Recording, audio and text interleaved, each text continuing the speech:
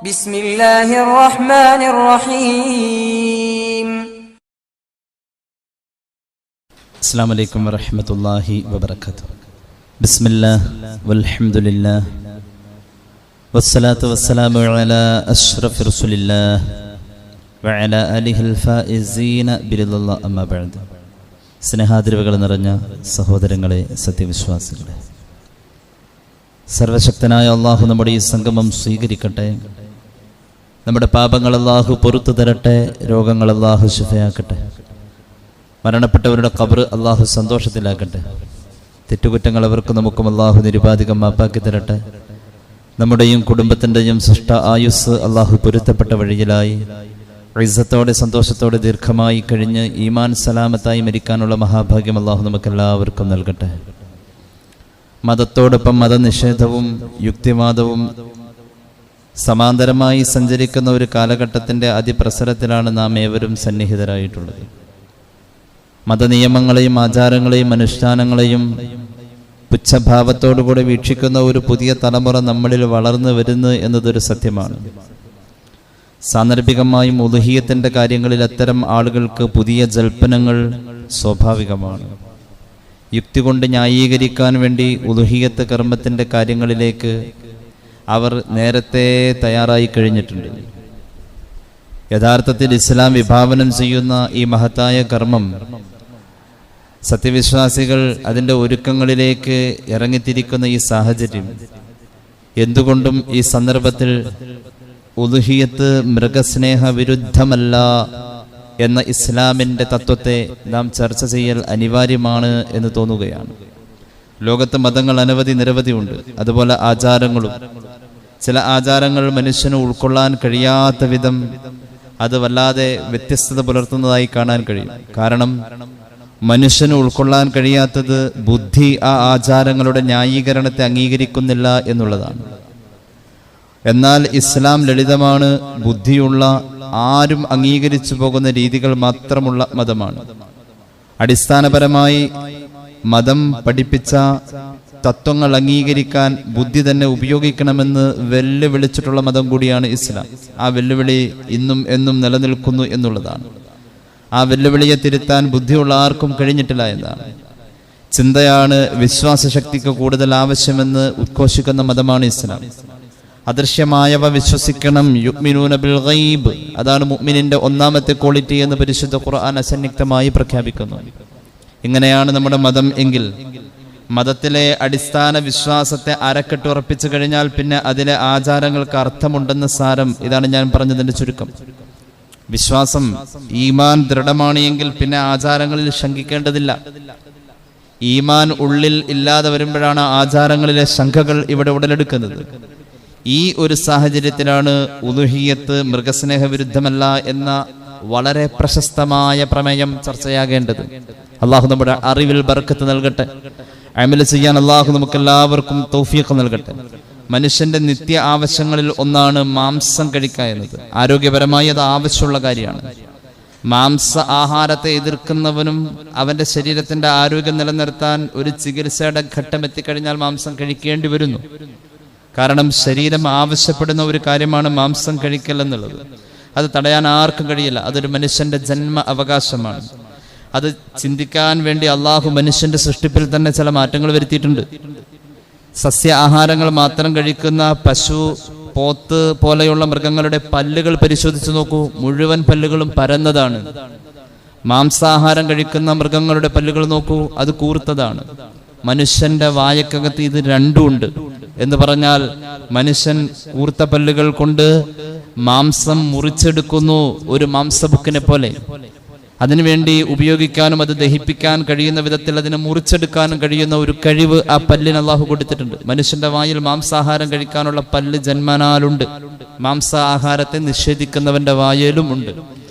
സസ്യാഹാരം മാത്രം കഴിച്ചാൽ മതി എന്ന് പറയുന്നു, അല്ലെങ്കിൽ അതിനെ നിഷേധിക്കുന്നു. അവരുടെ വായിലും സസ്യാഹാരം കഴിക്കാനുള്ള പരന്ന പല്ലുമുണ്ട്.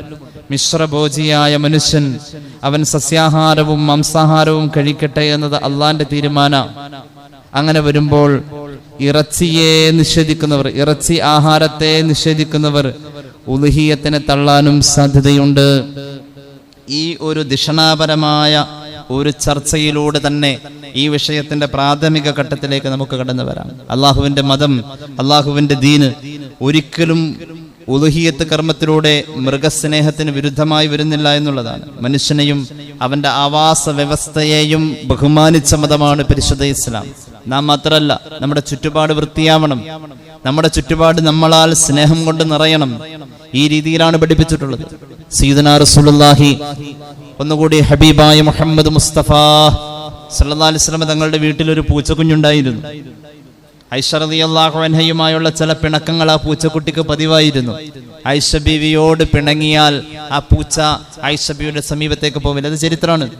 ഹബീബായ നബിയോട് ഓരം പറ്റി ഇങ്ങനെ കൂടുതൽ സമയം ആ പൂച്ച ചെലവഴിക്കുന്നതിൽ നിന്നും ആ പൂച്ചയുടെ വിവേകത്തെ മനസ്സിലാക്കുന്നു പരിശുദ്ധ റസൂൽ സല്ലല്ലാഹു അലൈഹി വസല്ലം. ഐഷ ബീവി സമയത്തിന് കൊടുക്കേണ്ട എന്തെങ്കിലും ഒരു വീഴ്ച വന്നാൽ, അല്ലെങ്കിൽ പൂച്ചയോട് കാണിക്കേണ്ട സ്നേഹത്തിൽ എന്തെങ്കിലും ഒരു കുറവ് വന്നാൽ പൂച്ച പിണങ്ങി മാറും. ഒരു പ്രവാചക കുടുംബത്തിൽ പോലും മൃഗസ്നേഹത്തിന് ഇത്രയും, എന്തിനേറെ ഒരു സ്വഹാബിയുടെ പേര് ഉമൈർ എന്ന് പറഞ്ഞാൽ ആ സ്വഹാബി ആരും അറിയില്ല. ആ സ്വഹാബിയുടെ പേരിന്റെ കൂടെ ഉമൈർ എന്ന് പറഞ്ഞു, പിതാവിന്റെ പേര് പറഞ്ഞു, ആരും അറിയില്ല. പക്ഷെ ആ സ്വഹാബിയുടെ ഒരു ഹോബി ആയിരുന്നു പൂച്ചക്കുഞ്ഞിനെങ്ങനെ താലോലിച്ചു കൊണ്ടെടുക്കാം. ആ സ്വഹാബി അങ്ങനെ കൊണ്ടെടുക്കണം കണ്ടപ്പോ ഹബീബായ നബി തങ്ങൾ സല്ലല്ലാഹു അലൈഹി വസല്ലം ആ സ്വഹാബിയെ ഓമനിച്ചു വിളിച്ചു പൂച്ചക്കുഞ്ഞിന്റെ പിതാവ് എന്ന്.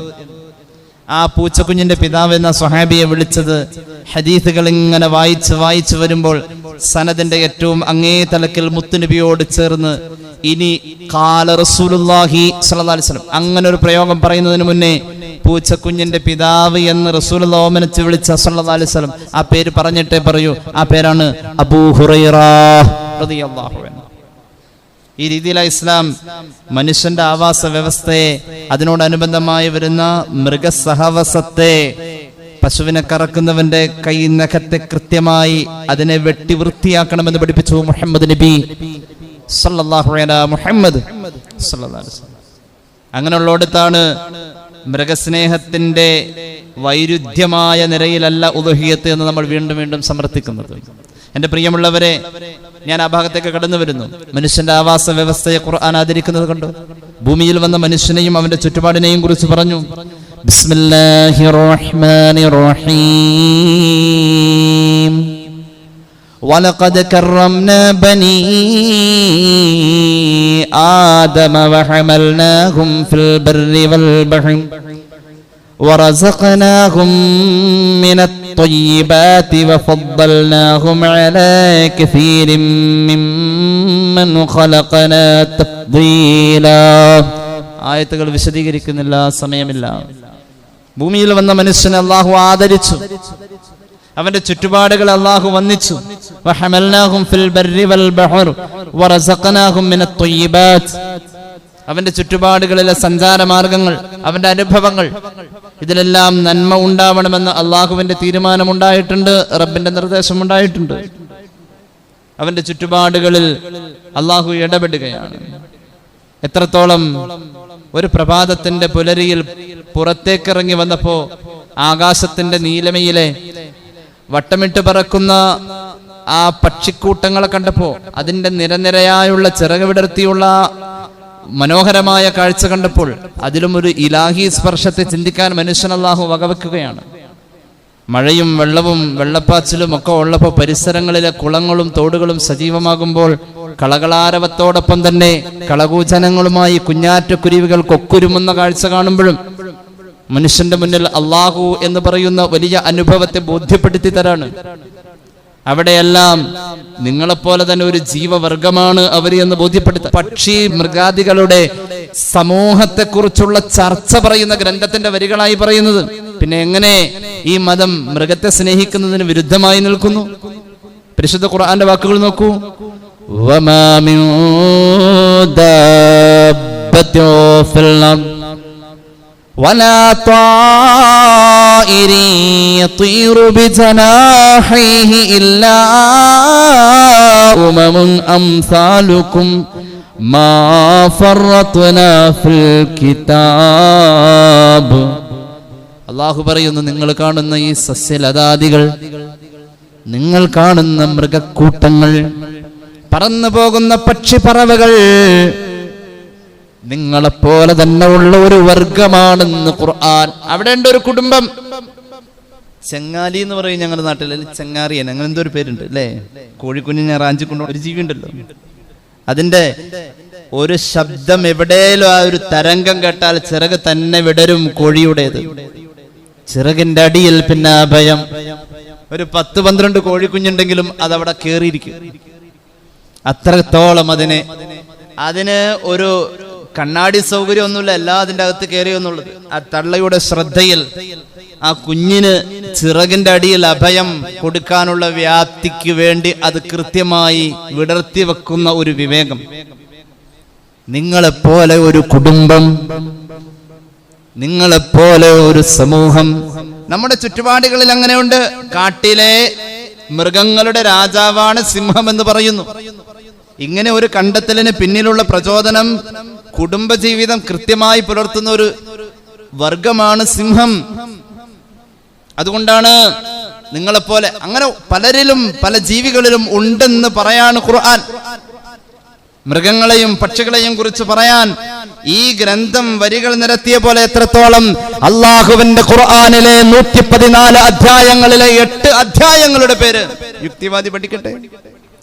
ഖുർആനിലെ 114 അധ്യായങ്ങളിൽ 8 അധ്യായം ഫാത്തിഹ കഴിഞ്ഞു, ആദ്യത്തെ അധ്യായം. പിന്നെ സൂറത്തുൽ ബഖറ പശുക്കുട്ടി, സൂറത്തുൽ അൻആം ആട് മാട് ഒട്ടകം, സൂറത്തുൽ നഹ്ല് തേനീച്ച, സൂറത്തുൽ നംല് ഉറുമ്പ്, സൂറത്തുൽ അൻകബൂത്ത് ചിലന്തി, സൂറത്തുൽ ഇൻസാൻ മനുഷ്യൻ, സൂറത്തുൽ ആദിയാത്ത് കുതിരകൾ, സൂറത്തുൽ ഫീൽ ആന.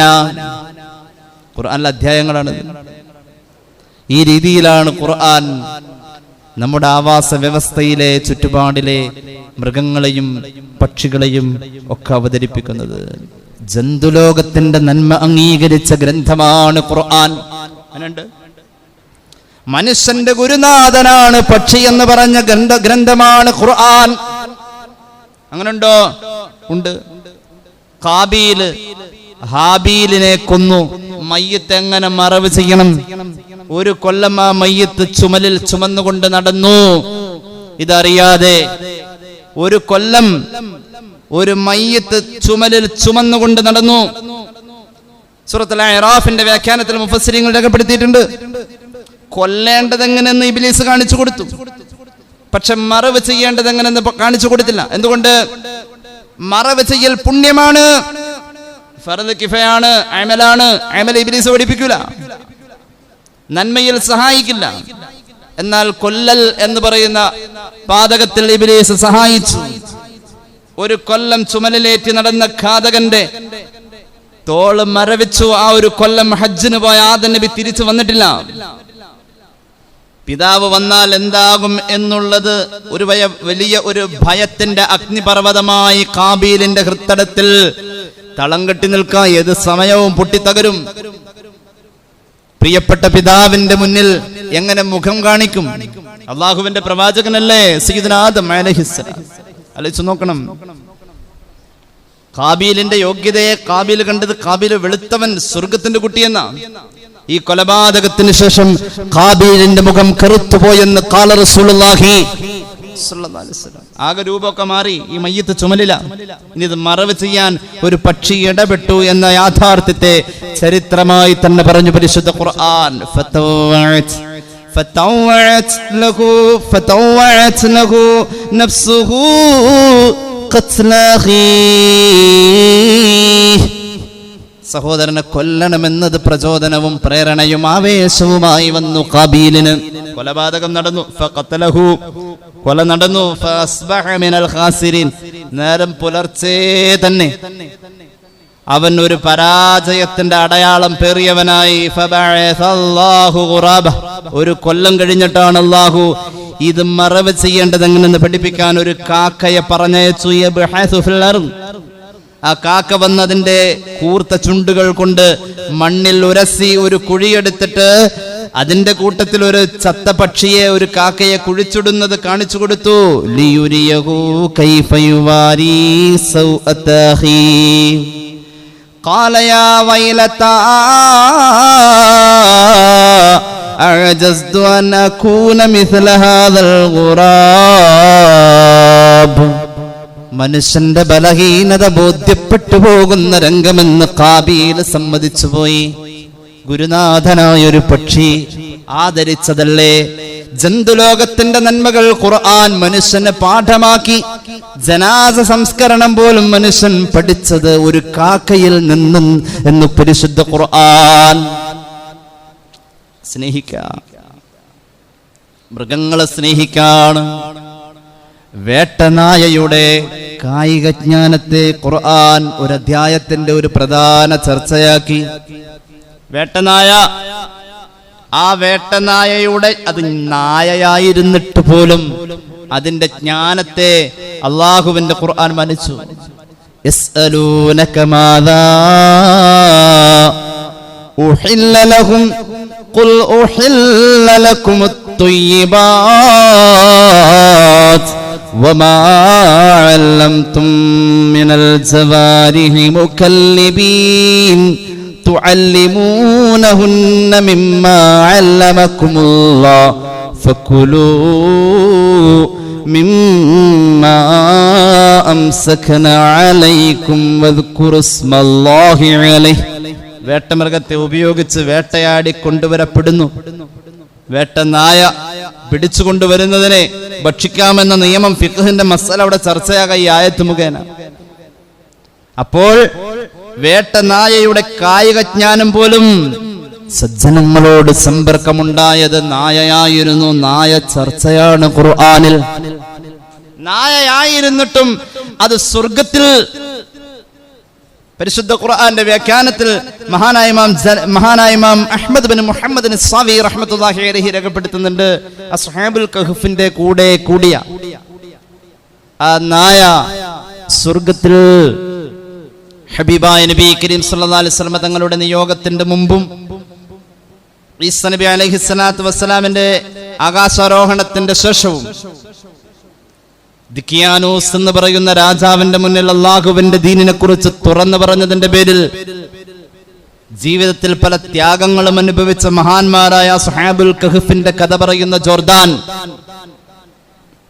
ഈ നായയുടെ കഥയും അതോടൊപ്പം ലോകത്ത് ചരിത്രമായി അസ്ഹാബുൽ കഹ്ഫിന്റെ ബറക്കത്ത് മുഖേനയാണ് ഈ നായ ലോകത്ത് ചർച്ചയായത് എന്ന് ഇബ്നു തീമിയയുടെ പ്രധാന ശിഷ്യൻ ഇബ്നു കസീർ അദ്ദേഹത്തിന്റെ ഖുർആൻ വ്യാഖ്യാന ഗ്രന്ഥത്തിൽ വളരെ കൃത്യമായി സൂറത്തുൽ കഹ്ഫിൽ കുറിക്കുന്നതായി കാണാം.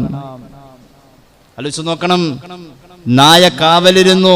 അത് ഗുഹയുടെ വെളിയിൽ ആചാര അനുഷ്ഠാന പ്രകാരം നായയെ അകത്ത് കയറ്റിയില്ല, പുറത്തായിരുത്തിയത്. എന്തുകൊണ്ട്? ഇബ്നു കസീർ തന്നെ പറയുന്നുണ്ട്, ലി അന്നൽ മലായികത ലാ തദ്ഖുലു ബൈതൻ ഫീഹി കൽബ്. നായ ഉള്ള വീട്ടിൽ മലക്ക് കയറൂല. അത് അല്ലാഹു അങ്ങനെ ആ സിസ്റ്റം വെച്ചത്. ഞാൻ നേരത്തെ പറഞ്ഞു, അടിസ്ഥാനപരമായി മതവിശ്വാസങ്ങളെ ഉള്ളിൽ കയറിയ ആൾക്ക് ആചാരങ്ങളോട് മുഖം തിരിക്കാൻ കഴിയില്ല. യുക്തിവാദം കൊണ്ട് മതത്തെ ന്യായീകരിക്കാൻ വരുന്ന അല്പജ്ഞാനിയോട് പറയാം, അള്ളാഹുവിന്റെ ദീനിൽ പരിഷ്കാരങ്ങളില്ല, ഇത് പാരമ്പര്യ. ഈ ഹദീസ് ഇബ്നു തീമിയയുടെ ശിഷ്യൻ ഇബ്നു കസീർ ഉദ്ധരിക്കുന്നത് സഹീഹുൽ ബുഖാരിയിൽ നിന്നാണ്.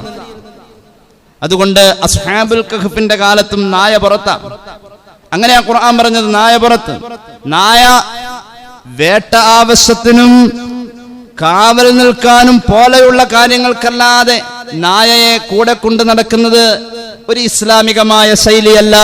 ഇന്നത്തെ പരിഷ്കാരങ്ങൾ മുഴുവനും. ഈ അടുത്ത ദിവസം ഒരു കുടുംബത്തിൽ നായ വളർത്തുന്നതുമായി ബന്ധപ്പെട്ട് സങ്കടത്തോടുകൂടി ആ കുടുംബത്തിലെ മക്കൾ, തൃശ്ശൂർ ജില്ലയിലാണ്, ഇവിടെയല്ല, എന്നെ വിളിച്ചെങ്ങനെ സങ്കടം പറയാം. ഞാൻ അതിലേക്ക് കടന്നു വരുന്നില്ല.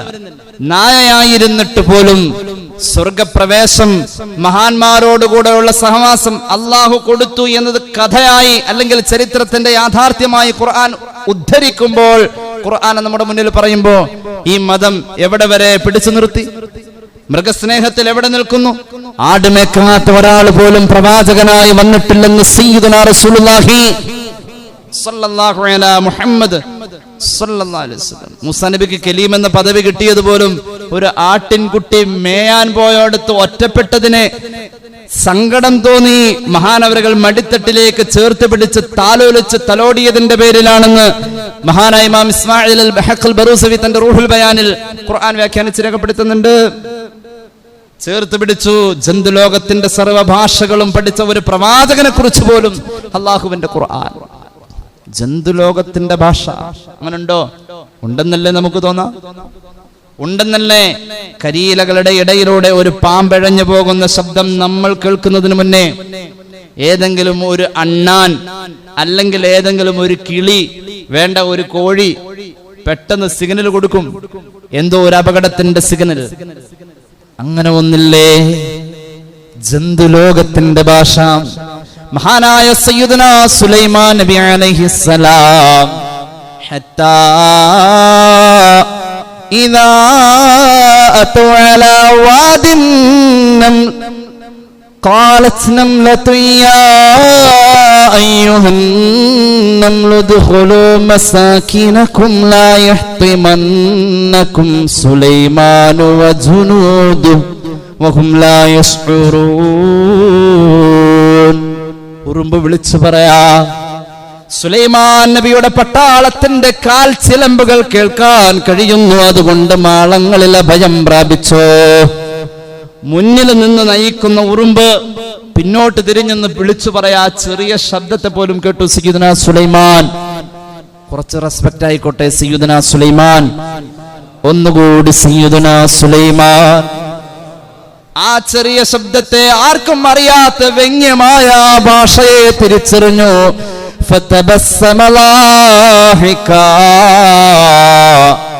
സുലൈമാൻ നബി ചിരിച്ചുപോയി. സുലൈമാൻ നബി ചവിട്ടില്ല. എന്തുകൊണ്ട്? എല്ലാ നബിമാരും റഹ്മത്തിൽ നിന്നും പടക്കപ്പെട്ടു. എന്നാൽ ഐനുർ റഹ്മ സയ്യിദുനാ റസൂലുള്ളാഹി ഇബ്നു കസീർ അദ്ദേഹത്തിന്റെ തഫ്സീറിൽ രേഖപ്പെടുത്തി, ഈ കരുണയുടെ ബോധം എല്ലാ നബിമാരിലുമുണ്ട്. അറിഞ്ഞുകൊണ്ട് അവർ ഉറുമ്പിൽ ചവിട്ടില്ല. അത് ഉറുമ്പിനെ അറിയാത്തത് കൊണ്ട് വിളിച്ചു പറഞ്ഞതാ. ആ ചെറിയ ശബ്ദത്തെ ഗൗരവമായി കണ്ടു സയ്യിദുനാ സുലൈമാൻ. ചിരിച്ചുപോയി. ഇതെനിക്ക് കേൾക്കാൻ കഴിഞ്ഞല്ലോ. മിൻ ഖൗലിഹാ വഖാല റബ്ബി ഔസിഇനി അൻ അശ്കുറ നിഅമതകല്ലതീ അൻഅംത അലയ്യ വഅലാ വാലിദയ്യ. അവിടെ നിന്നുകൊണ്ടൊരു ദുആ സയ്യിദുനാ സുലൈമാൻ. അല്ലാഹുവേ, എനിക്കും എൻ്റെ ഉപ്പാക്കും എൻ്റെ കുടുംബത്തിനും നീ ചെയ്ത നിഅമത്ത് എത്രയാ. ഒരു ഉറുമ്പിന്റെ ശബ്ദം കേൾക്കാൻ എനിക്ക് കഴിഞ്ഞത് അനുഗ്രഹമല്ലേ അല്ലാ. ഇത് ഓർക്കാൻ നീ എനിക്ക് തൗഫീഖ് നൽകണേ അല്ലാ. ഔസിഇനി അൻ അശ്കുറ നിഅമതകല്ലതീ അൻഅംത അലയ്യ. ചിന്തിച്ചു നോക്കണേ. ഇതേ സുലൈമാൻ നബിയുടെ കൂട്ടുകാരനായിരുന്ന ഒരു മരംകൊത്തി പക്ഷി. മരംകൊത്തി തൊപ്പി ഉണ്ടായിരുന്നില്ല. അതിന് തൊപ്പിയില്ലെന്ന്. മരംകൊത്തിയെ കണ്ടിട്ടില്ലേ? അതിന് തൊപ്പിയുണ്ടല്ലോ. സുലൈമാൻ നബി ആദരിച്ചു കൊടുത്തത് അത് മുഫസ്സിരീങ്ങൾ രേഖപ്പെടുത്തുന്നു. ആ കാലഘട്ടം വരെ തൊപ്പിയില്ല. തൊപ്പി എന്ന് പറഞ്ഞ അതിന്റെ ശിരസിന്റെ മുകളിൽ. തഫ്സീറുകൾ നോക്കൂ. സുലൈമാൻ നബിയുടെ കൈത്തണ്ടിൽ വന്നിരുന്നു കൊണ്ട് ശബ്ദിക്കുമായിരുന്നു, സംസാരിക്കുമായിരുന്നു. അതിന്റെ ചിൽ ചിൽ ശബ്ദത്തിന് പോലും സുലൈമാൻ നബി ഭാഷയുടെ അർത്ഥം കണ്ടിരുന്നു. എവിടെയോ പോയി സബ് നാട്ടിലേക്കെന്ന സബ് നാട്ടിന്റെ രഹസ്യം അറിയാൻ സുലൈമാൻ നബിയുടെ ദൂതനായ അനുവാദം കൂടാതെ പോയി. ഹുദ്ഹുദ മരംകൊത്തി കാത്തിരുന്നു. കാണാൻ നേരം വൈകിയപ്പോൾ പറഞ്ഞുപോയി, ഞാൻ നിന്നെ കൊന്നുകളയുമടാ, നേരത്തെ വന്നില്ലേ? വരാൻ വൈകിയതിൽ നിന്നോട് എനിക്ക് ശകാരമുണ്ടടാ, ഞാൻ നിന്നെ കൊന്നുകളയും. ഹുദ്ഹുദ ഞാനും പറഞ്ഞു, രാജ്യത്തിന്റെ പരമമായ രഹസ്യം അന്വേഷിക്കാൻ ഞാൻ പോയതാണ് നബിയെ. ഖുർആൻ, പരിശുദ്ധ ഖുർആൻ, പരിശുദ്ധ ഖുർആൻ. وتفقد الطير فقال ما لي لا أرى الهدهد أم كان من الغائبين لأعذبنه عذابا شديدا أو لأذبحنه أو ليأتيني بسلطان مبين. എന്റെ യൗവനമേ, ന്യായങ്ങൾ കൊണ്ടും യുക്തി കൊണ്ടും മതത്തെ വ്യാഖ്യാനിക്കാൻ വരല്ലേ. അത്തരം അബദ്ധ ജടിലവാദങ്ങളും ജൽപ്പനങ്ങളും നമ്മുടെ ചുറ്റുപാടിൽ സജീവമാ. എന്തിനാടോ മതം, എന്തിനാടോ ഈ ന്യായം? ഇല്ല മൂമിനെ, നമുക്കൊരു പാരമ്പര്യമുണ്ട്. പിതാക്കൾ കാണിച്ചു തന്ന ഏതെങ്കിലും ഒരു പൊട്ടത്തരത്തിന്റെ പിന്നാലെ കൂടിയതല്ല. അള്ളാഹുവിന്റെ ഖുർആൻ ചോദിച്ചത് ചിന്തിക്കാൻ തയ്യാറുണ്ടോ? ഖുർആൻ എളുപ്പമായെന്ന വലഖദ് യസ്സർനൽ ഖുർആന ലിൽലിക്കും ഫഹൽ മിൻ മുദ്ദക്കിർ. ചിന്തിക്കുന്നവർക്ക് സ്വാഗതം പറഞ്ഞ ഖുർആൻ, അത്രത്തോളം ചിന്തയെ പ്രോത്സാഹിപ്പിച്ച ഗ്രന്ഥമാണ് ഖുർആൻ. I could not find a single error in Quran. I had to stop and ask myself. പരിശുദ്ധമായ ഖുർആനിന്റെ വളരെ ചിന്തനീയമായ തത്വങ്ങളെ പഠിച്ചിട്ട് ലോകത്ത് വന്നുപോയ യുക്തിവാദികളിൽ പ്രമുഖൻ ചോദിച്ചതാണ്. ഞാൻ കുറെ കാലം ഇതെടുത്ത് വെച്ച് നോക്കിയിട്ട് ഇതിലൊരു ചെറിയ എറർ, ഒരു ന്യൂനത കണ്ടെത്താൻ എനിക്ക് കഴിഞ്ഞില്ല. ഞാൻ എന്നോട് തന്നെ ചോദിച്ചു, if a man was the author of the Quran, ഒരു മനുഷ്യ നിർമ്മിത ഗ്രന്ഥമായിരുന്നു ഇത് എങ്കിൽ AD 7-ാം നൂറ്റാണ്ടിന്റെ സമാരംഭത്തിൽ ലോകാവസാനം വരെ ആർക്കും പൊളിക്കാൻ കഴിയാത്ത സൈദ്ധാന്തിക മണ്ഡലത്തിലൂടെ ഒരു മനുഷ്യനാവിന് എങ്ങനെ സഞ്ചരിക്കാൻ കഴിയുമായിരുന്നു?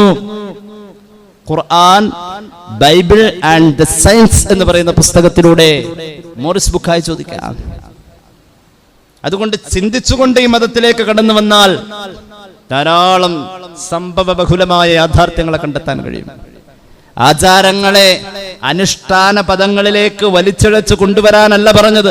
വിശ്വാസത്തെ നീ അരക്കിട്ടുറപ്പിച്ചോ, എന്നാൽ നിനക്ക് ആചാരങ്ങൾ സരളം ലളിതം എന്ന് പരിശുദ്ധ മതം പറയാം. മൃഗങ്ങളെ സ്നേഹിച്ച പ്രവാചകന്മാരുടെ ചരിത്രം.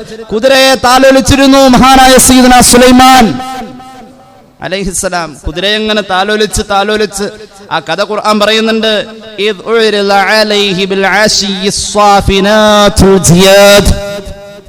മഹാനവരകള് പ്രദോഷത്തിൽ പടിഞ്ഞാറൻ ചക്രവാള സീമയിൽ സൂര്യൻ ചെഞ്ചായമണിയുന്ന നേരത്ത് അസ്തമയാഖില സൂര്യന്റെ അരുണകിരണങ്ങളെ സാക്ഷിയാക്കി ആ സായം സന്ധ്യയിൽ കുതിരയുടെ മേലെ മഹാനവരുകളുടെ ദൃഢമായ കൈത്തണ്ട് ഇങ്ങനെ മസാജ് ചെയ്തുകൊണ്ടിരിക്കാം. ഏതു തരം കുതിരയാണെന്നറിയോ? ജിയാദ് എന്ന് പറഞ്ഞാൽ കുതിച്ചോടാൻ തയ്യാറായി നിൽക്കുന്ന പന്തയ കുതിര. സാധാരണ കുതിരയെ പോലെയല്ല, നല്ല മസിൽ, ദൃഢമായ മസിലുകളുള്ള കുതിര. അതിനെങ്ങനെ താലോചിക്കാം, അതിനെങ്ങനെ മസാജ് ചെയ്ത് കൊടുക്കാം. ഹബീബായ നബി കരീം സല്ലല്ലാഹു അലൈഹി വസല്ലം തങ്ങൾ പറഞ്ഞിട്ടുണ്ട്, നിയ്യത്ത് വെക്കണ്ട, കുതിരയെ എങ്ങനെ മസാജ് ചെയ്താൽ അല്ലെങ്കിൽ കുതിരയെ താലോലിച്ചാൽ, കുതിരയെ പരിശീലിപ്പിച്ചാൽ ഇബാദത്തിന്റെ കൂലി എണ്ണ തേച്ച് പിടിപ്പിച്ചിട്ട് സുലൈമാൻ നബി താലോലിച്ചുകൊണ്ടിരിക്കുക. പരിശുദ്ധ ഖുർആൻ സൂറത്ത് സ്വാദ്. എന്നിട്ട് പറഞ്ഞു, ഫഖാല ഇന്നി അഹ്ബബ്തു ഹുബ്ബൽ ഖൈർ ഔ ദിക്രി റബ്ബി. നിസ്കാരത്തിന്റെ സമയം തെറ്റിയേ, കുതിരയെ താലോലിച്ചു പോയി. മൃഗബലി ഒരിക്കലും ഇസ്ലാമിന്റെ മാത്രമല്ല, എല്ലാ കാലങ്ങളിലും ബലി കർമ്മമുണ്ടായിരുന്നുവെന്ന് ഖുർആൻ. അത് ചരിത്രമാണ്. കാളിദാസന്റെ ഒരു പ്രധാന കുറിപ്പ് ഗൂഗിൾ നോക്കിക്കോ. 11:30 മണിക്ക് നോക്കിയ ആ സമയത്തുണ്ടായിരുന്നു, 12 മണിക്കുണ്ടായിരുന്നു. ഗൂഗിൾ നോക്കൂ. പ്രശസ്തനായ എഴുത്തുകാരനാണല്ലോ കാളിദാസൻ. വേണ്ട, നേപ്പാളിലെ ഒരു പ്രധാന ആചാരമുണ്ട്. ഗൂഗിൾ എടുത്തു നോക്കൂ. ലോകത്തെ ഇന്ന് അവശേഷിക്കുന്ന ഏക ഹിന്ദു രാജ്യമാണല്ലോ നേപ്പാൾ. നേപ്പാളിലുണ്ട്, ഇന്ത്യയുടെ അതിർത്തിയോട് ചേർന്ന് കിടക്കുന്ന നേപ്പാളിന്റെ ബരിയപൂർ എന്ന് പറയുന്ന ഗ്രാമത്തിൽ എല്ലാ 5 വർഷം കൂടുമ്പോഴും ഒരു ഉത്സവം നടക്കുന്നുണ്ട്. 10 ലക്ഷത്തോളം ആളുകൾ പങ്കെടുക്കുന്നു എന്നാണ് നേപ്പാളിന്റെ ഔദ്യോഗിക വൃത്തങ്ങൾ അതേക്കുറിച്ച് പറയുന്നത്. 10 ലക്ഷത്തോളം ആളുകൾ പങ്കെടുക്കുന്ന ആ ഉത്സവം നേപ്പാളിലെ ഏറ്റവും വലിയ ഉത്സവമാണ്. ഗാധിമായി എന്ന ഹിന്ദു ദൈവത്തെ പ്രീതിപ്പെടുത്താനായി 2.5 ലക്ഷത്തോളം വരുന്ന മൃഗങ്ങളെ ബലിയർപ്പിക്കുന്ന ചടങ്ങാണ് ആ ഉത്സവത്തിന്റെ ഏറ്റവും പ്രധാനപ്പെട്ട പ്രത്യേകത. ഈ ചടങ്ങുകൾ ആരംഭിക്കുന്നത് ക്ഷേത്രത്തിനകത്ത് കുറച്ച് പക്ഷി മൃഗാതിഥികളെ ബലിയർപ്പിച്ചുകൊണ്ടാണ്. ആദ്യം ബലിയർപ്പിക്കാൻ കൊണ്ടുവരപ്പെടുന്നത് 2 എലികളെയാണ്. എലിയും ഹൈന്ദവ പുരാണത്തിലെ ദേവന്മാരും തമ്മിൽ ഒരു ബന്ധമുണ്ട്. ഞാൻ ആ ഭാഗത്തെ കടന്നു വരുന്നില്ല. 2 എലികളെ ആദ്യം അറുക്കും. പിന്നീട് 2 പ്രാവുകൾ, പിന്നെ ഒരു പന്നി, പിന്നെ ഒരാട്, അവസാനം ഒരു പൂവൻകോഴിയിലാണ് ഈ ബലിയർപ്പണങ്ങൾ. 2.5 ലക്ഷം മൃഗങ്ങൾ തീരുന്നതിൽ അവസാനത്തെ മൃഗം അല്ലെങ്കിൽ അവസാനത്തെ ജീവി ഒരു പൂവൻകോഴിയാണ്. അങ്ങനെ ഓരോ ബലി കഴിയുമ്പോഴും അവിടെ വിളിച്ചു പറയപ്പെടുന്നത് ഗാദ്യമായി നീണാൾ വാഴട്ടെ, ഇങ്ങനെ എല്ലാവരും വിളിച്ചു പറയും. നമ്മൾ അല്ലാഹു അക്ബർ പറയും പോലെ അവർക്ക് പറയാൻ അവർ കണ്ടെത്തിയ ആ ശൈലിയിൽ അവർ ഉപയോഗിക്കുന്ന ഒരു പ്രയോഗം. അതിനുശേഷം ചുവന്ന പട്ട് തലയിൽ ചുറ്റിയ പ്രത്യേകം തെരഞ്ഞെടുക്കപ്പെട്ട 250ഓളം ആളുകൾ വന്നിട്ട് കുക്രി കത്തികൾ എന്ന് പറയുന്ന ഒരു കത്തിയുണ്ട്. ആ കത്തി ഉപയോഗിച്ച ഈ മൃഗങ്ങളെ അറുക്കാം. ആ കത്തി തന്നെ അതിന് ഉപയോഗിക്കാം. ഇത് ആചാരാണ്. ഇത് ഞാൻ എന്റെ വക പറഞ്ഞതല്ല. എരുമയും പോത്തും പിന്നെ ഹിന്ദുമതവും എന്ന ടൈറ്റിലിൽ കാളിദാസൻ എഴുതിയ കുറിപ്പ് ഇപ്പോഴും ഗൂഗിളിലുണ്ട്. മറ്റു പലരും ഈ ആചാരത്തെ ഗൂഗിളിൽ പ്രസിദ്ധീകരിച്ചിട്ടുണ്ട്. ഒരുപാട് സൈറ്റുകളിൽ ഇത് അവൈലബിൾ ആണ്. അതുകൊണ്ട് ബലി അർക്കൽ ഇസ്ലാമിന്റെ മാത്രം ശൈലിയല്ല.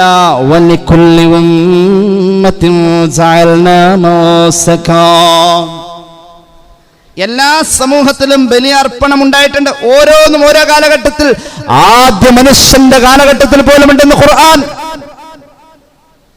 മഹാനായ ആദം അലൈഹിസ്സലാത്തു വസ്സലാം മക്കളുടെ ഇടയിൽ ഒരു തർക്ക പരിഹാരത്തിന് നിർദ്ദേശിച്ചത് വഹീന്റെ പിൻബലത്തോടുകൂടെ ബലിയർപ്പണമാണ്. ആ ബലിയർപ്പണത്തിൽ ഖാബീലിൻ്റെത് തിരസ്കരിക്കപ്പെടുകയും ഹാബീലിൻ്റെത് സ്വീകരിക്കപ്പെടുകയും ചെയ്തപ്പോ അതിൽ വന്ന അസൂയയിൽ നിന്നാണ് പിന്നീട് ആ കൊലപാതകം കലാശിച്ചത് എന്ന് പരിശുദ്ധ ഖുർആൻ. ഞാൻ ആ ഭാഗത്തേക്ക് കടന്നു വരുന്നില്ല. അത്രത്തോളം ആദ്യത്തെ ബലി പോലും മനുഷ്യോൽപത്തിയുടെ ചരിത്രത്തിന്റെ ആദ്യ അധ്യായങ്ങളിൽ തന്നെ ഇസ്രായേലി സമൂഹത്തിന്റെ ബലി ഖുർആൻ. ജൂത സമൂഹത്തിനും ബലിയുണ്ട്. മൂസാ നബി അലൈഹിസ്സലാത്തു വസ്സലാമിന്റെ കാലഘട്ടത്തിൽ ആ ബലി അർപ്പണത്തിന് അന്ന് സമർപ്പിക്കപ്പെട്ട പശുക്കുട്ടിയുടെ കഥ പറഞ്ഞോടത്ത് ആ അധ്യായത്തിന് പോലും ബലി അർപ്പിക്കപ്പെട്ട മൃഗത്തിന്റെ പേര് പരിശുദ്ധ ഖുർആനിന്റെ ഏറ്റവും വലിയ അധ്യായം സൂറത്തുൽ ബഖറ. വഇദ് ഖാല മൂസാ ലിഖൗമിഹി ഇന്നല്ലാഹ യഅ്മുറുകും അൻ തദ്ബഹു ബഖറ. അല്ലാഹു കൽപ്പിച്ചു ഇസ്രായേലികളോട് അൻ തദ്ബഹു ബഖറ. അല്ലാഹു കൽപ്പിച്ചതാ പശുവിനെ അറുക്കാൻ. ഖുർആന്റെ ആയത്ത് അങ്ങനെ കേട്ടോ. പശുവിനെ അർക്കൂന്ന പറഞ്ഞത്. അർക്കണ്ടെന്ന് ഞാൻ ആരും പറഞ്ഞിട്ടും കാര്യമില്ല, പഠിച്ചത് പറഞ്ഞതാ. പശുവിനെ അറുക്കൂ എന്ന് പരിശുദ്ധ ഖുർആൻ സൂറത്തുൽ ബഖറ. ഈ ആയത്ത് സകലത്തെ അടിസ്ഥാനപ്പെടുത്തിയാണ് ആ അധ്യായത്തിന് പോലും അൽ ബഖറ എന്ന പേര് വന്നിട്ടുള്ളത്. ഈ രീതിയിൽ ചിന്തിച്ചാൽ ഉൽഹിയത്ത് കർമ്മം യുക്തിക്കപ്പുറമാ. അള്ളാഹുവിന്റെ ദീനിൽ മൃഗത്തോട് കാണിച്ച സ്നേഹത്തെ ന്യായീകരിക്കാൻ നമ്മുടെ വാക്കുകൾ പോരാ മുസ്ലിമേ, നമ്മുടെ ഭാവനക്കപ്പുറത്താ മുസ്ലിമേ. അള്ളാഹുവിന്റെ ഹബീബ് സല്ലല്ലാഹു അലൈഹി വസല്ലമ തങ്ങൾ മൃഗസ്നേഹത്തിൽ എത്ര കണ്ട് മുന്നിൽ നിൽക്കുന്നു. ഹബീബായ നബി കരീം സല്ലല്ലാഹു അലൈഹി വസല്ലമ തങ്ങളുടെ മുന്നിൽ ഒരു ആട് വന്നിട്ട്, ആടെന്ന് പറഞ്ഞാൽ ഒരു മാൻപേടയെ പോലെ സാമ്യമുള്ള ഒരു കൊമ്പൊക്കെ ഇങ്ങനെ പിരിഞ്ഞു നിൽക്കുന്ന ഒരാട്, ലബി എന്ന് പറയുന്നത്. ലബി, അറേബ്യൻ ഉപദ്വീപിൽ വംശനാശം സംഭവിച്ചുകൊണ്ടിരിക്കുന്ന ലബീനെ സംരക്ഷിച്ച് ഭരണാധികാരികൾ അവരുടെ പേര് ആ ലബീനെ സംരക്ഷിച്ചവൻ എന്ന രീതിയിലേക്ക് ഒരു ഇസ്ലാമിക സംസ്കാരത്തെ കൊണ്ടുവന്നു. അബൂ ലബി എന്ന നാടാണ് പിന്നീട് അബൂദാബി ആയത്. ഷെയ്ഖ് സായിദ് എന്ന് പറയുന്ന രാഷ്ട്രപിതാവ് ഈ മൃഗത്തെ സംരക്ഷിച്ചു കൊണ്ടുവന്നു. അദ്ദേഹത്തിന്റെ പേര് പിന്നീട് ചരിത്രം അദ്ദേഹത്തെ വിശേഷിപ്പിച്ചു ലബീന്റെ വാപ്പ. റസൂലുള്ളാഹി സ്വല്ലല്ലാഹു അലൈഹി വസല്ലം തങ്ങൾ ഏറെ സംരക്ഷിച്ച ഒരു മൃഗമാണ് ലബി. വസ്തജാറത് യാ ഹബീബി ഇൻദകൽ ലബിയും നൂഫൂറു. ലബി വന്ന ഭയം പ്രാപിച്ച ആ ഭയകേന്ദ്രമേ മുഹമ്മദ് മുസ്തഫ. അങ്ങനെ ലബീന്റെ പേരിൽ ഒരു രാജ്യം തന്നെ, അബൂ ലബി, അബൂദാബി. അള്ളാഹു തൗഫീഖ് നൽകട്ടെ. ഉലഹിയത്ത് ന്യായങ്ങൾക്കും യുക്തികൾക്കും അപ്പുറം ഹബീബിന്റെ മുന്നിൽ വന്നിട്ട് സ്വഹാബത്ത് ചോദിക്കുന്നുണ്ട്. അൻ സയ്യിദ് ഇബ്നു അർഖം, ഞാൻ അവസാനിപ്പിക്കുന്നു.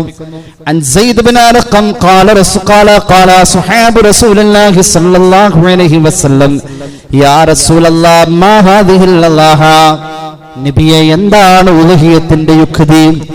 ഖാല സുന്നത്തു അബീകും ഇബ്രാഹിം, മകനെ അറുക്കുന്നതിന്റെ പകരം മകനെയാണ് അറുക്കാൻ പറഞ്ഞെങ്കിൽ അറുക്കണ്ടവന്ന് ആ നിയമത്തിൽ ആ നിയമം അല്ലാഹു ലളിതമാക്കി മൃഗത്തിലേക്ക് കൊടുത്തു. ആ ഒരു വാത്സല്യം, ഒരു കുട്ടിയോടുള്ള വാത്സല്യം. അല്ലിമൂലഹായാക്കും, ഉളുഹിയത്ത് മൃഗത്തെ നിങ്ങൾ ബഹുമാനിക്കണമെന്ന് സയ്യിദുനാ റസൂലുള്ളാഹി, ഉളുഹിയത്ത് മൃഗത്തെ സ്നേഹിക്കണമെന്ന് സയ്യിദുനാ റസൂലുള്ളാഹി. നിങ്ങളുടെ പിതാവിന്റെ ചര്യയാണ്, ആചാരമാണെന്ന് പരിശുദ്ധ മുഹമ്മദ് മുസ്തഫ. അല്ലാഹു ഹൃദയത്തിൽ ഈമാനോടുകൂടെ ഉൾക്കൊള്ളാൻ തൗഫീഖ് നൽകട്ടെ. നബിയെ, ഉളുഹിയത്ത് അറുത്താൽ കിട്ടുന്ന പ്രതിഫലം ഫമാലനാ ഫീഹാ യാ റസൂലല്ലാഹ്. ഖാല, അല്ലാഹുവിന്റെ ഹബീബ് പറഞ്ഞു, ബികുല്ലി ശഅറത്തിൻ ഹസനാ, ഓരോ രോമത്തിനും വലിയ കൂലി, പറയാൻ കഴിയില്ല. അവാജ്യം, അതുല്യം. സയ്യിദുനാ റസൂലുള്ളാഹി. ഇബ്നു മാജ തങ്ങൾ, ഇമാം അഹ്മദ് അവരുടെയൊക്കെ സുനനുകളിൽ ഈ ഹദീസ് രേഖപ്പെടുത്തുന്നു. അല്ലാഹു നമ്മുടെ ജീവിതത്തിൽ ഉളുഹിയത്തിനോടൊപ്പം സഞ്ചരിക്കാൻ, ഈമാനോടുകൂടെ ഉളുഹിയത്ത് കർമ്മത്തിൽ പ്രവേശിച്ച് ഇബ്രാഹിമി മില്ലത്തിന്റെ ഇത്തിബാഇന്റെ പരിപൂർണതയിൽ നമ്മുടെ ജീവിതത്തെ എത്തിക്കാനുള്ള ഭാഗ്യം, അതൊരു ഭാഗ്യ അല്ലാഹു നമുക്ക് എല്ലാവർക്കും നൽകട്ടെ എന്ന് സാന്ദർഭികമായി ദുആ ചെയ്യുകയാണ്. സല്ലല്ലാഹു അലാ മുഹമ്മദ് സല്ലല്ലാഹു അലൈഹി വസല്ലം. اللهم صل على محمد يا رب صل عليه وسلم. الحمد لله رب العالمين. اللهم صل على سيدنا محمد وعلى آل سيدنا ومولانا محمد. അല്ലാഹുവേ, നീ സ്വീകരിക്കണേ തമ്പുരാനെ, പാപങ്ങൾ പൊറുക്കണേ അല്ലാഹ്, രോഗങ്ങൾ ശിഫയാക്ക് അല്ലാഹ്. ദുആ വസിയത്ത് ഏൽപ്പിച്ചവരുടെ ആവശ്യങ്ങളിൽ നീ ഖലീഫയാവണേ അല്ലാഹ്. ഈ വർഷത്തെ ഹജ്ജ് കർമ്മത്തിനായി ഇറങ്ങി തിരിച്ചവർക്ക് നീ അമലുകൾ എളുപ്പമാക്കു അല്ലാഹ്. അല്ലാഹുവേ റബ്ബേ, ഖബൂലിയത്ത് നൽകണേ അല്ലാഹ്. പ്രത്യേകിച്ച് നാളെ പുറപ്പെടുന്ന സഹോദരൻ പ്രത്യേകം ദുആ ചെയ്യാൻ ഏൽപ്പിച്ചു. റബ്ബേ, നീ ആഫിയത്ത് നൽകു അല്ലാഹ്, സ്വീകാര്യത നൽകണേ അല്ലാഹ്. ഹലാലായ മുറാദുകൾ ഹാസിലാകാൻ പ്രത്യേകം ദുആ ചെയ്യാൻ പലരും ഏൽപ്പിച്ചിട്ടുണ്ട്. അല്ലാഹുവേ റബ്ബേ, അവരുടെ എല്ലാം ഹലാലായ മുറാദ് നീ ഹാസിലാക്കണേ അല്ലാഹ്. അല്ലാഹുവേ റബ്ബേ, റഹ്മാനായ തമ്പുരാനെ, ദറസ് പഠനത്തിന് വേണ്ടി പോകുന്ന മകന് വേണ്ടി അല്ലാഹുവേ റബ്ബേ, നാഫിയായ ഇൽമു കൊണ്ട് നീ അനുഗ്രഹിക്കണേ അല്ലാഹ്. ഞങ്ങളുടെ എല്ലാ മക്കളുടെയും പഠനത്തിൽ ബറക്കത്ത് നൽകണേ അല്ലാഹ്. കിട്ടാനുള്ള പണം എത്രയും പെട്ടെന്ന് തിരിച്ചു കിട്ടാൻ ദുആ ചെയ്യണേ എന്ന് പറഞ്ഞേൽപ്പിച്ചു. അല്ലാഹുവേ, അർഹതപ്പെട്ട മുതലുകൾ കിട്ടേണ്ട പലരുമുണ്ട്. ആ കൂട്ടത്തിൽ പ്രത്യേകിച്ച് ഈ പറഞ്ഞവർ, അവരുടെ അർഹതപ്പെട്ട ഹക്കായ മുതൽ നീ വൈകാതെ കയ്യിലെത്തിക്കണേ അല്ലാഹ്.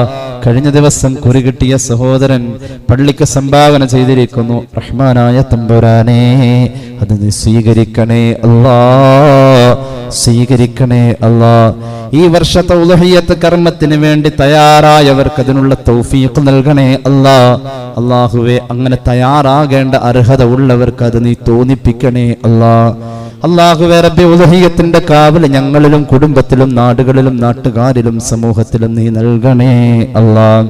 അല്ലാഹുവേ, ഖിയാമത്ത് നാൾ വരെ മതസ്വാതന്ത്ര്യം നിലനിൽക്കുന്ന അവസ്ഥയെ പരിപാലിക്കുന്ന ഒരു ഭരണസമിതി ഞങ്ങളുടെ രാജ്യത്ത് നൽകണേ അല്ലാഹ്. അല്ലാഹുവേ റബ്ബേ, കഴിഞ്ഞ ദിവസം മരണപ്പെട്ടു പോയ പ്രിയപ്പെട്ട ജബ്ബാർ സാഹിബിന് വേണ്ടി ദുആ ചെയ്യാൻ കുടുംബം പള്ളിക്ക് സംഭാവന ചെയ്തിട്ടുണ്ട്. റബ്ബേ, ആ ഖബർ വിശാലമാക്കണേ അല്ലാഹ്, വിശാലമാക്കണേ തമ്പുരാനെ. അല്ലാഹുവേ, പ്രിയപ്പെട്ട അലിയാർ സാഹിബിന് വേണ്ടി ദുആ ചെയ്യാൻ മക്കൾ സംഭാവന ഏൽപ്പിച്ചിട്ടുണ്ട്. അദ്ദേഹം ചെയ്തു വെച്ച അമലുകൾക്ക് ഇരട്ടി ഇരട്ടി ഇരട്ടി എന്ന പ്രതിഫല പ്രവാഹം ആ ഖബറിലേക്ക് എത്തണേ അല്ലാഹ്. അല്ലാഹുവേ റബ്ബേ, അദ്ദേഹത്തിന്റെ സേവനങ്ങളെ നീ കബൂലാക്കണേ അല്ലാഹ്. അല്ലാഹുവേ, ആകസ്മിക മരണങ്ങളാ വേർപാടിൽ വേദനിക്കുന്ന മനസ്സുകൾക്ക് സമാധാനം നൽകണേ അല്ലാഹ്. പലപ്പോഴായി ഞങ്ങളിൽ നിന്ന് മരിച്ചവർ ഈ പള്ളിയുടെ ചുറ്റും അന്ത്യവിശ്രമം കൊള്ളുന്നവർ എല്ലാവരുടെയും ഖബർ വിശാലമാക്കണേ അല്ലാഹ്. അവസാനം നന്നാക്കി തരണേ അല്ലാഹ്.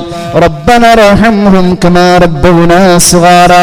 ആമീൻ ബിറഹ്മതിക യാ അർഹമർ റഹീമീൻ. അസ്സലാമു അലൈക്കും വറഹ്മത്തുള്ളാഹി വബറകാതുഹു.